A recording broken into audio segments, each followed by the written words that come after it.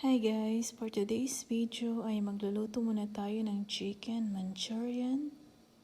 Ayan. So, bali ang gagamitin natin ay chicken breast. And then, ikakat lang natin yan ng maliliit or cubes. At lalagyan natin ng 2 egg white, salt and pepper. At saka syempre 1 tablespoon ng cornstarch. And then, mix lang natin yan at i-marinate ng 30 minutes. And then, ngayon naman ay ikakat natin ang ating carrots. Nilagyan ko siya ng konting design. Ayan, at syempre ang ating mga bell pepper, ikakat lang natin yan ng pa-triangle. At ngayon naman ay fry na natin ang ating chicken breast.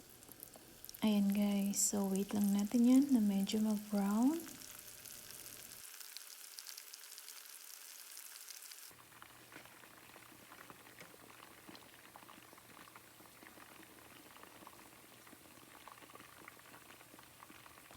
Ayan, at ready na. At ngayon naman ay sa same pot, naglagay ako ng garlic.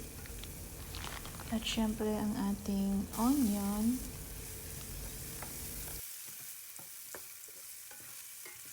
Ayan, tapos isunod naman natin ngayon ang bell pepper at saka syempre ang carrots.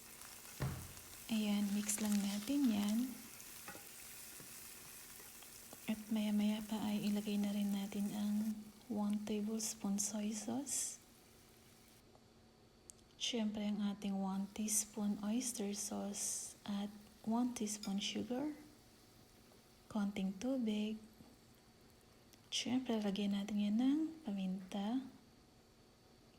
At 1 teaspoon vinegar. Ayan, mix lang natin yan. And then, sunod naman natin na ilagay ang water with cornstarch. So, bali 3 teaspoon yan guys. Ayan. So, medyo lutuin na muna natin yan. Ngayon naman, i-add na natin ang chicken.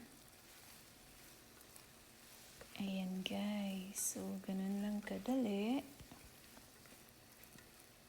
Ayan, i-mix lang natin yan.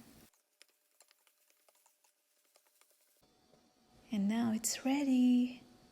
Happy eating!